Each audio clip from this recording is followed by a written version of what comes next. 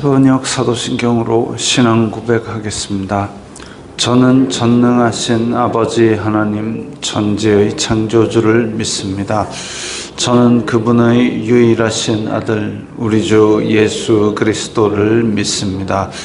그분은 성령으로 잉태되어 동정녀 마리아에게서 나시고 본디오 빌라도에게 고난을 받아 십자가에 못 박혀 죽으시고 장사된 지 사흘 만에 죽은 자 가운데서 다시 살아나셨으며 하늘에 오르시어 전능하신 아버지 하나님 우편에 앉아 계시다가 거기로부터 살아있는 자와 죽은 자를 심판하러 오십니다. 저는 성령을 믿으며 거룩한 공교회와 성도의 교제와 죄를 용서받는 것과 몸의 부활과 영생을 믿습니다. 아멘. 거룩하신 하나님 아버지 감사합니다. 간밤에도 편히 쉬게 해주시고 새벽에 기도하는 자리에 불러주시니 감사합니다. 이 시간 저희들 마음 중심으로 주님을 경외하게 하여 주시옵소서. 예수님 이름으로 기도드리옵나이다. 아멘. 찬송가 90장입니다.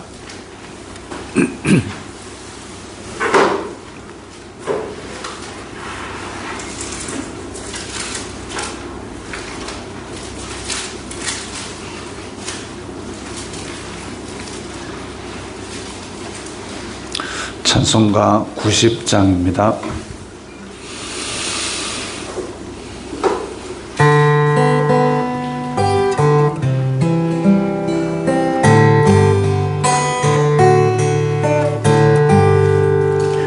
주 예수 내가 알기 전 날 먼저 사랑했네. 그 크신 사랑 나타나 내 영혼 거듭났네. 주 내 맘에 늘 계시고 나 주의 안에 있어. 저 포도 비유 같으니 참 좋은 나의 친구. 내 친구 되신 예수님 날 구원하시려고 그 귀한 몸을 버리사 내 죄를 대속했네. 나 주님을 늘 믿으며 그 손을 의지하고 내 몸과 마음을 바쳐서 끝까지 충성하리. 내 진실하신 친구여 그 은혜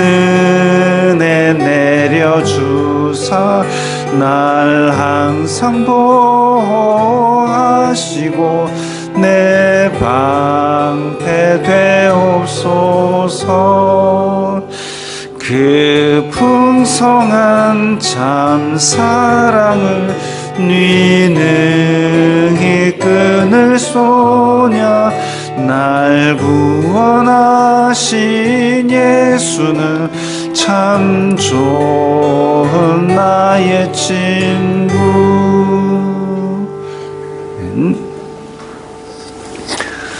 오늘 말씀은 누가복음 1장 26절부터 38절까지의 말씀입니다.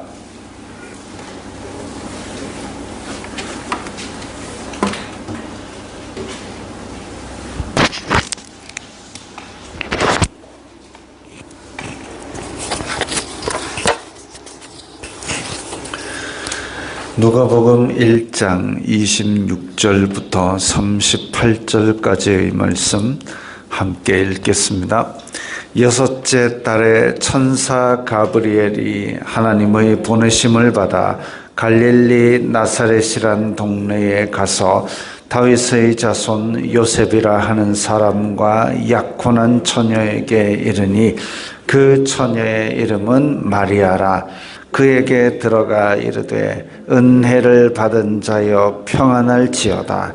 주님께서 너와 함께 하시도다 하니 처녀가 그 말을 듣고 놀라 이런 인사가 어찌함인가 생각하매 천사가 이르되 마리아여 무서워하지 말라.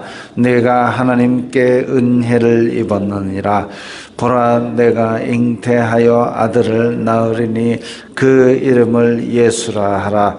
그가 큰 자가 되고 지극히 높으신 이의 아들이라 일컬어질 것이요 주 하나님께서 그 조상 다윗의 왕위를 그에게 주시리니 영원히 야곱의 집을 왕으로 다스리실 것이며 그 나라가 무궁하리라.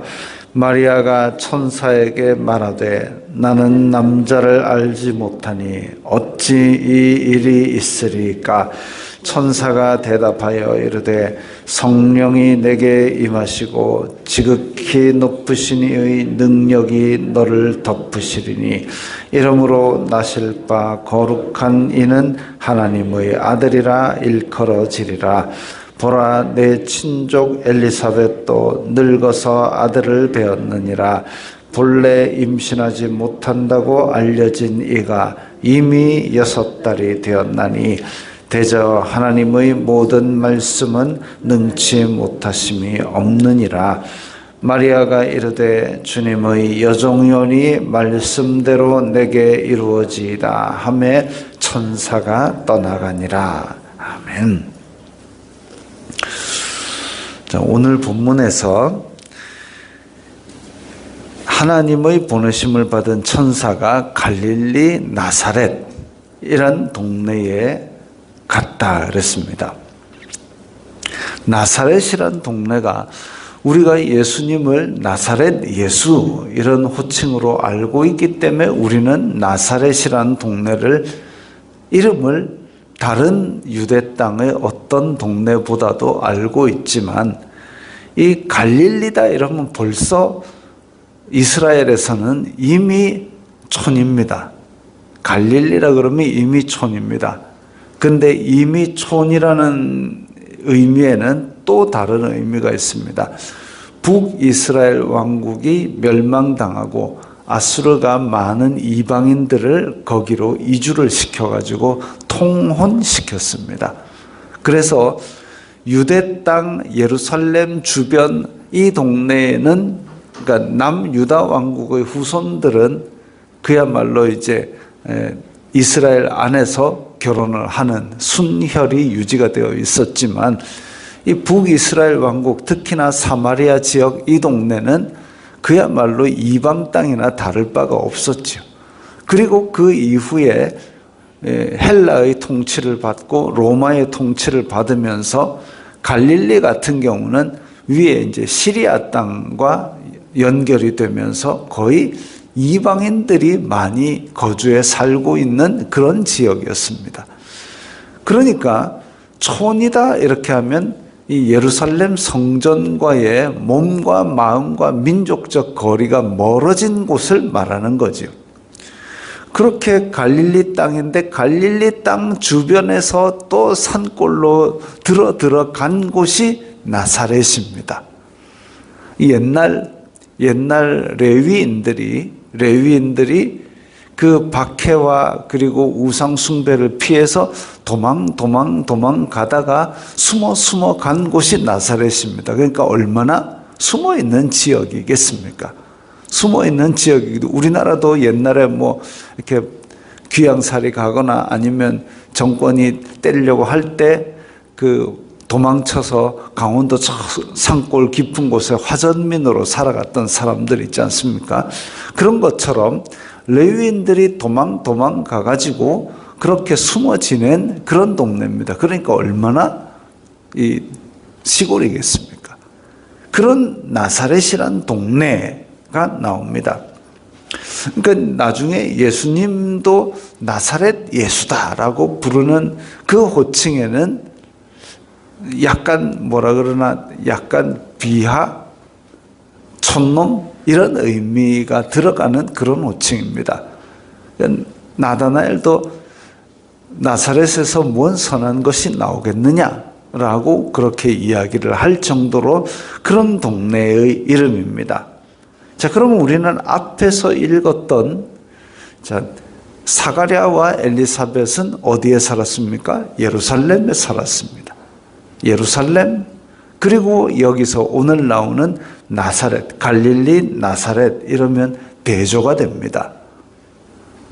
유대 땅의 중심지, 성전 근처, 그리고 대조가 되는 저 멀리 이방 땅 갈릴리 나사렛 대조가 됩니다.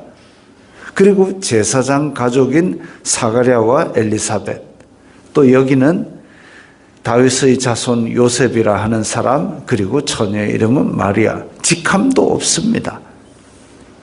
그런데 가브리엘이 마리아에게 와서 은혜를 받은 자여 평안할지어다, 주님께서 너와 함께 하시도다.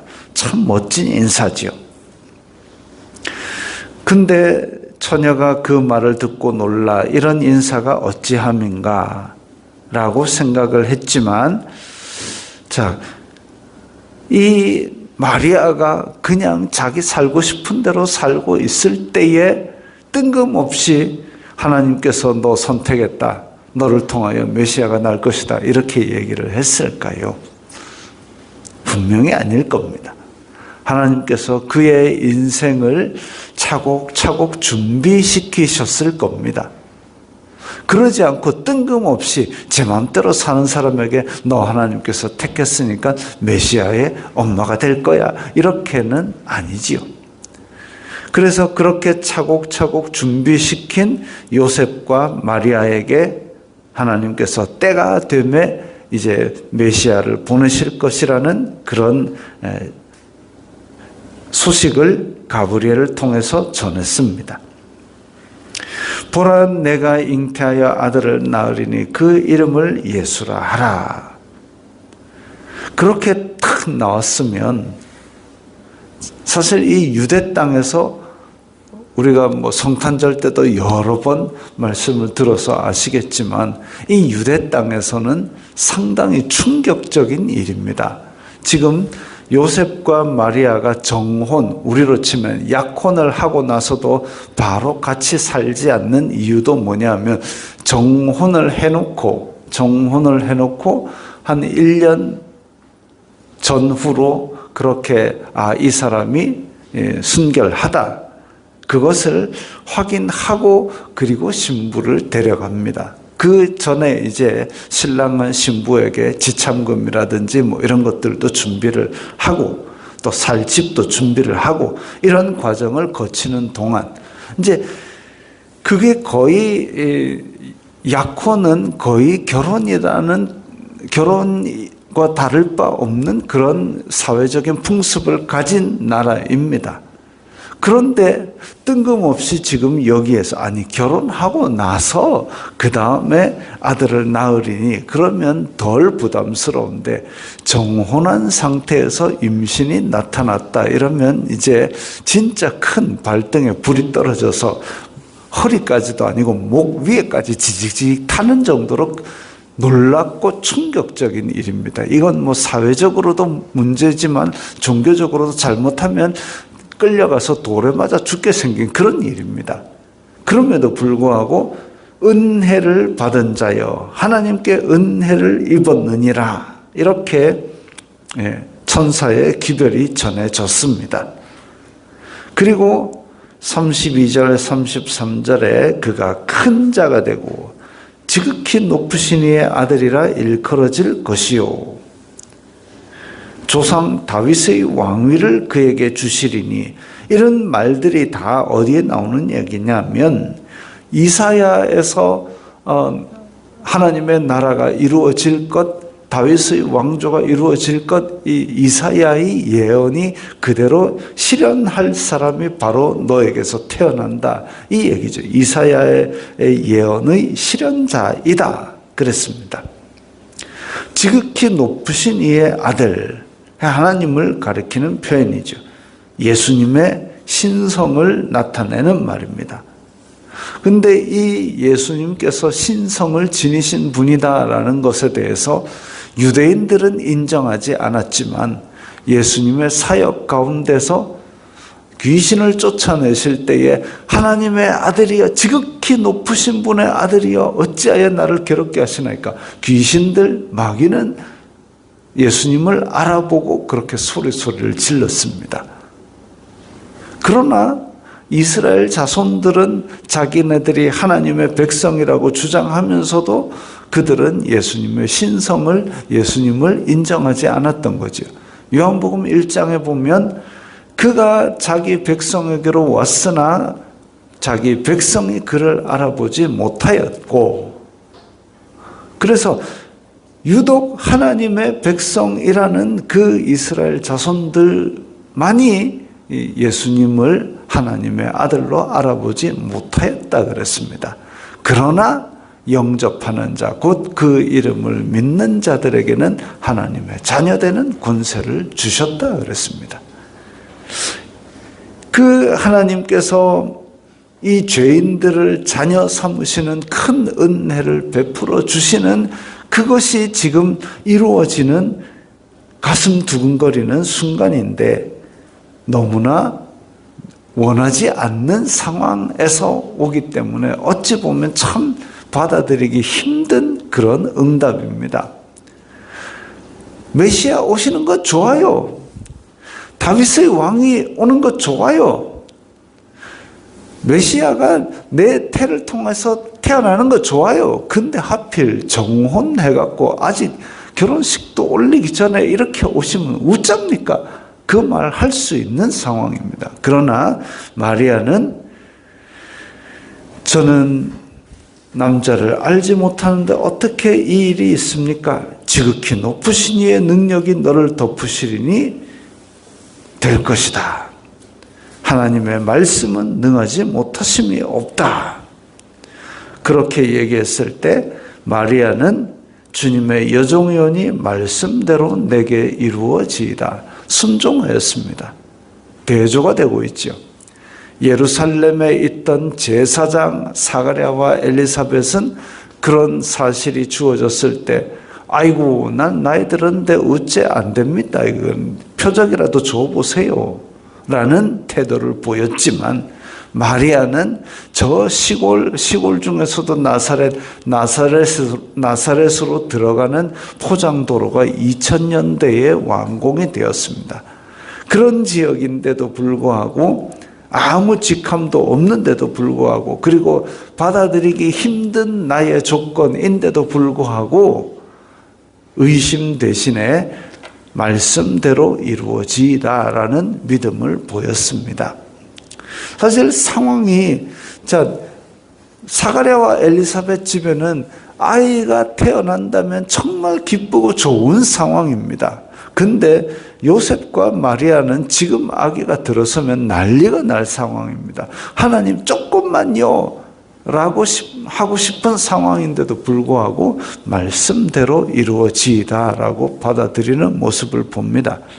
때로는 우리가 기도를 할